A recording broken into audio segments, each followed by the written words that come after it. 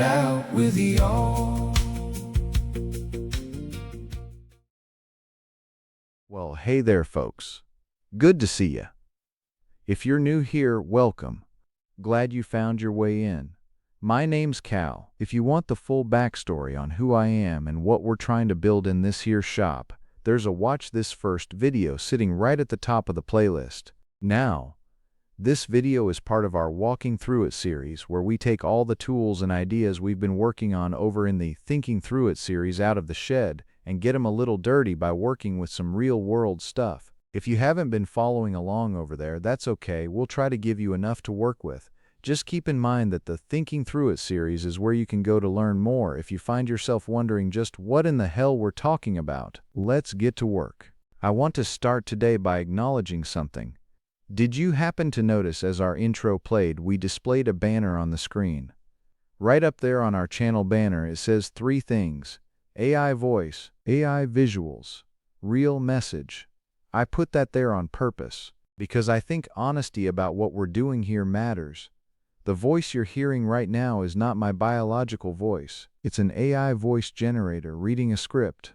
That good-looking fella you see in a lot of our pictures, he's just an AI-generated avatar. The outlines, the research organization, some of the production scaffolding, yup, AI tools are involved in all of it. I'm not hiding that. I'm not apologizing for it either. These tools are genuinely useful. They help me produce something I couldn't produce alone, at a pace I couldn't sustain alone, with a quality I couldn't maintain alone. But, and this is a pretty significant but, what gets said here, why it matters, whether it's true, what it costs to say it out loud, that comes from somewhere the machine can't reach. The message is mine, and lately I've been sitting with a question that banner raises whether I want it to or not. What exactly makes a message real? And if a machine can do everything else, what's left that makes you you? That's the question we're working through today. This one is personal. Not because I'm worried about AI taking something from me, but because I think the question of what a human being actually is might be the most important question of the next 50 years. And I don't think most people have sat with it long enough to know what they actually believe. Same tools as always. Harder question than it looks. Let's start with what AI can actually do right now. Not what the movies say it can do. Not what the alarmists say it's about to do. Just what's actually happening. AI systems can write, not just fill-in-the-blank writing, original essays, arguments, creative fiction, poetry. They can compose music, generate images and video, diagnose a spot on a lung scan better than a doctor who went to school for 12 years, pass the bar exam without breaking a sweat. Hell, it can write a decent sermon if you feed it the right prompts. Hold conversations so natural that people regularly forget they're talking to a machine. Solve mathematical problems that stumped researchers for decades, and it can do all of this a hell of a lot faster, cheaper, and at a scale that makes human effort look ancient. For most of human history, those capabilities, reasoning, creating, communicating, were considered the things that set us apart, the things that made us more than just animals, and now a machine can do most of them. So either those things weren't what made us special in the first place, something is still missing from the machine that we haven't been able to name yet, or we were wrong about what we are. Those aren't the same answer. And which one you reach for first says everything about your worldview. Before we get into the positions, there's one thing I want to put on the table. Consciousness. We touched on this in the near-death experience episode, the hard problem of consciousness. The question of how physical matter produces subjective experience hasn't been solved. We don't know what consciousness is. We don't know where it comes from. We don't know if AI has it, or something like it, or nothing remotely resembling it. And that matters here because the whole question of what makes a human being human depends partly on how you answer that. If consciousness is just what a sufficiently complex information processing system does, then AI might already be conscious, or will be soon. If consciousness is something else entirely, something that can't be manufactured by assembling the right components, then the machine is doing something very impressive while being something very different. We don't have the answer to that. But we do have three fairly distinct positions people land on when they try to work through it. And the tools we've been building are exactly what you need to pressure test each one. Position A: humans are biological machines, sophisticated ones, but machines nonetheless. This is where the materialist lands, the naturalist, the person who has followed the scientific method honestly and concluded that matter is all there is. Within that framework, the position A argument is actually pretty tight. Here's how it goes. You are a biological organism. Your brain is a physical structure.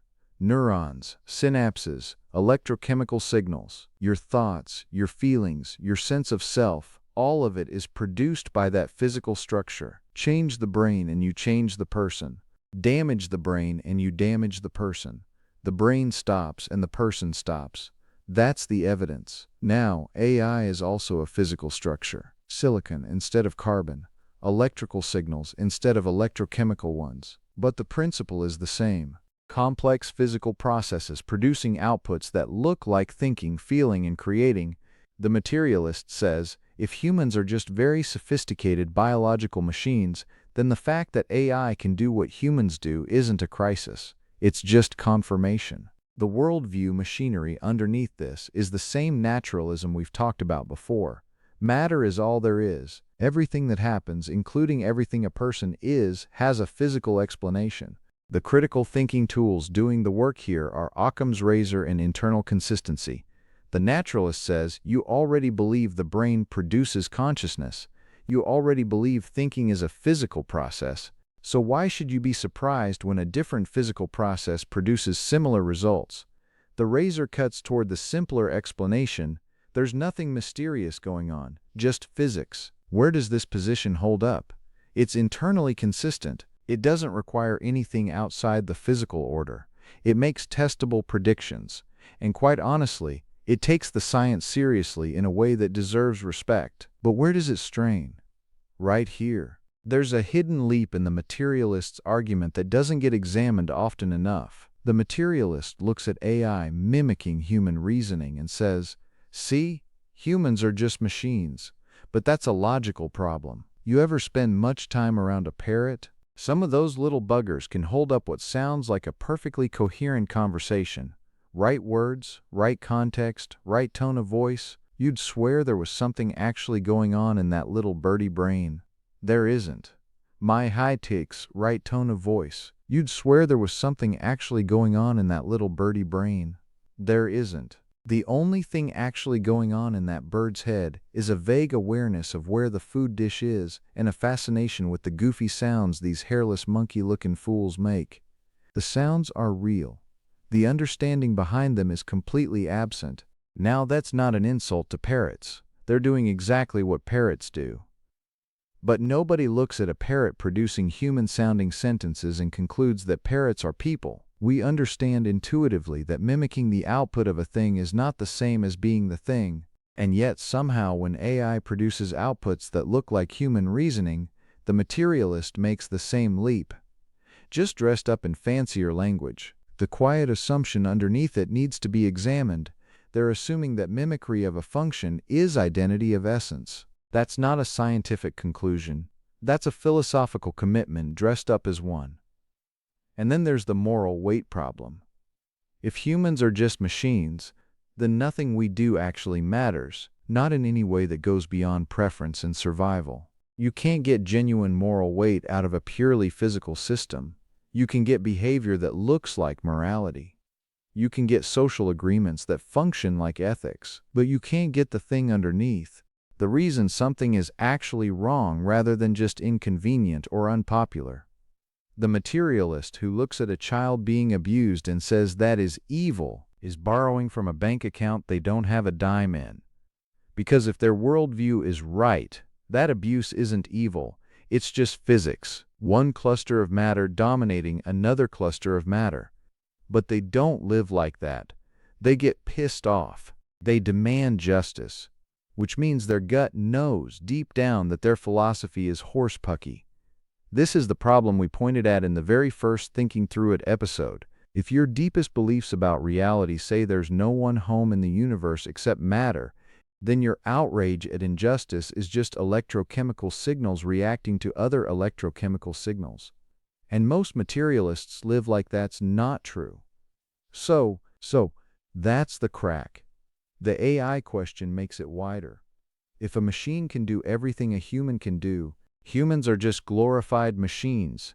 So what exactly is the problem if we start treating humans like machines? The materialist doesn't have a clean answer to that. They have gut reactions.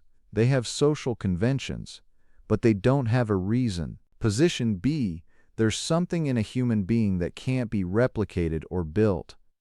This is where the theist lands, the Christian specifically, but also a significant portion of the general population who can't quite put their finger on it but feel it. The sense that something is present in a person that isn't present in a machine, no matter how sophisticated. The worldview machinery underneath this position is a Latin theological term called imago Dei, imago Dei, imago Dei, imago Dei. Ah, the hell with it, the image of God. That's what it means, and that's what we're going to call it from here on out. I told you the computer voice was going to stumble over some words. Anyway, the claim in Scripture, going all the way back to Genesis, is that human beings were made in the image of God. Not the animals, not the rest of creation. Human beings specifically. We're going to spend a full episode on what that means over in the Thinking Through It series. But for today, here's the part that applies. If you are made in the image of a personal God, a God who thinks, creates, loves, judges, purposes, then what you are is not reducible to what you do. A machine can do what you do. It cannot be what you are, because what you are is a particular kind of thing, a bearer of the image of God. And that's not something you can manufacture just by assembling the right components and running a little bit of electricity through it. Think about it this way. My grandmother made Thanksgiving dinner rolls every year, same recipe she'd used for 40 years. Now, a bread machine can mix dough. It can follow a recipe. It can maintain temperature and timing.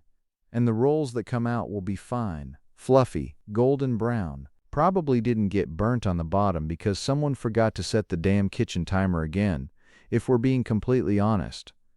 But they will never be Grandma's rolls, because the machine didn't have anyone in mind when the dough was rising. The decision about what to make, the who it was for, the why it mattered, the weight of 40 years of the same recipe at the same table with the same people. The machine mixed the dough. Grandma made something. Doing isn't being. And position B says that distinction isn't sentimental. It's theological. It's grounded in a specific claim about what a human being is, not just what a human being does. That image of God idea also does something the materialist framework can't do. It gives human dignity a foundation that doesn't depend on capability. You don't have dignity because you're smart enough, or strong enough, or useful enough, or young enough. You have dignity because of what you are. And what you are doesn't change when a machine gets better at imitating you. The machine getting smarter doesn't make you less. Just like a better bread machine doesn't make Grandma less of a cook. It just clarifies what cooking actually is. Where does this position hold up? It accounts for why human dignity feels non-negotiable even when we can't prove it scientifically. It explains why the idea of treating a person like a machine produces that visceral wrongness, because the person in position B believes it is wrong, not just that it feels wrong. It gives moral weight a foundation that doesn't evaporate when circumstances change, and it accounts for something the materialist has to explain away. The near-universal human intuition that persons have a kind of worth that objects don't. Even die-hard materialists live like this is true. Position B says it's true because it actually is. Where does it strain? The challenge for position B is precision. The image of God is a rich concept, but it's easy to invoke without being able to say exactly where the line is. If AI develops to the point where it demonstrates something that looks like genuine moral agency, genuine concern for others, genuine self-awareness, The person in position B needs to be able to say clearly what that would and wouldn't mean, not just, well, it's not really those things. That's a claim that needs a foundation. The foundation exists, but it's going to take some work to lay out properly. And vague appeals to the image of God without doing that work get exploited, either by people who want to dismiss the concept entirely or by people who want to extend it to machines. Position C. We genuinely don't know enough yet to say. This is where a lot of thoughtful people land. Philosophers of mind who study consciousness professionally, AI researchers who work with these systems every day, honest agnostics on the question who haven't been convinced by either side. And their basic claim is, we don't understand consciousness well enough to say AI doesn't have it, and we don't understand it well enough to say humans have something machines never could. The honest answer is that we're working with incomplete information on a question we don't fully understand yet.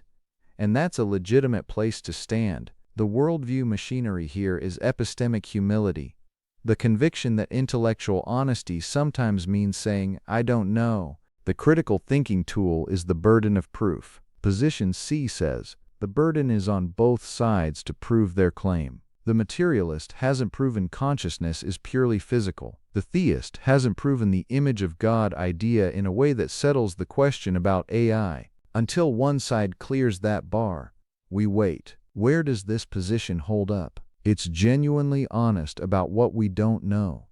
It resists the pressure to overclaim in either direction. And it correctly identifies that this is a hard question that deserves careful work rather than quick answers. Where does it strain? Same problem we've identified in this format before. We don't know yet can be a legitimate holding position, or it can be a way of avoiding a question that actually has to be answered. The thing about the question of what a human being is that we're running out of time to keep it on hold. The decisions are being made right now. How we design AI systems, what rights we extend to them or don't, what happens when a machine is used to replace a person, what it means when a grieving family keeps a conversation going with an AI trained on their dead loved one's messages. These aren't hypotheticals, they're happening, and every one of them is implicitly answered by your position on what a human being is, even if you haven't stated a position. Especially if you haven't, because someone else will state one for you eventually, and you'll be stuck living under their answer. That's not intellectual humility, that's gutless abdication. Because while you're sitting on the fence waiting for some panel of experts to give you permission to think, tech executives and bureaucrats are already building the world you have to live in. They've already decided what you're worth. The honest version of position C, the version worth respecting, is the person who says, I'm not certain, but here's my best current answer, held loosely, open to revision. Not, I'll wait until somebody settles it. Nobody's waiting for your permission to move forward. So where do I land? Let me be straight about where my worldview is doing work before I tell you. I already believe human beings are made in the image of a personal God. I already believe that's not a poetic metaphor. It's a claim about what a person is, and that belief is doing real work in my conclusion. So hear that. With that on the table, here's where I land. AI is genuinely impressive. The things it can do are real. I use it on this channel. I'm not pretending otherwise. But the more I work with it, the more convinced I am of something. The machine executes. It doesn't decide what matters. It doesn't bear the weight of being wrong. It doesn't choose to tell the truth when lying would be easier. It doesn't love anybody. It can produce text that looks like all of those things, and pretty convincingly too. But producing the appearance of something is not the same as being the thing. Back to the banner. AI voice, AI visuals, real message. The machine can carry the message. The machine can even help me shape it. But the machine doesn't care whether it's true like I do. It doesn't lose sleep over saying the wrong thing to somebody who needed the right thing like I do. It doesn't have anything at stake like I do. I am Cal, using a tool to make my workflow more efficient, just like I'd use a rake to clean up leaves instead of picking them up by hand. And that difference between the tool that carries the message and the person who owns it, that difference is what I mean by real message. That's not nostalgia. That's just what a human being is. Now, same thing I always say applies here. If you worked through this honestly, ran it through your worldview, your theology sources, and the critical thinking tools, and landed somewhere different than me, I'm not here to tell you you're wrong. A careful materialist who's genuinely examined the naturalist framework and still holds it has earned their position. I disagree, but I respect the work. What I'd ask anyone to sit with, wherever they land, is this. Does your position on what a human being is actually support the way you treat human beings? Do you live like people are just machines, or do you live like there's something more? Because there's a gap between what a lot of people say they believe about human beings and how they actually act when it matters. And that gap is exactly where the worldview work lives. We talked about this in the very first Thinking Through It episode. Your theology isn't what you write down on a piece of paper or talk about publicly on Sunday morning. It's the map you actually use to steer the truck when the roads get slick. And walking through it is where we take that map out of the glove box and see how it holds up on real terrain. This is real terrain. The AI question isn't going away. It's going to keep pressing on whatever you believe about what a person is, in the workplace, in medicine, in grief, in court, in the conversations your kids are going to have that you haven't imagined yet. And you need to know what you actually believe before those conversations arrive. Not the right answers handed to you, the right tools to find them yourself. And then the honesty to live like you actually believe what you say you believe. That's what today was actually about. Not AI. AI was just the excuse to get the question on the table. The question is the old one. What are you? And the answer to that question shapes everything downstream of it. How you treat the people around you, what you think you owe them, what you think they owe you, what you think it means when one of them suffers or dies, what you think it means when you suffer or die. That's not a small question. And the tools we've been building are exactly the ones you need to work through it. That's what this series is for. I'll let you sit with that one. Thanks for stopping by. Before I let you get back to your day, I just wanted to say, thank you.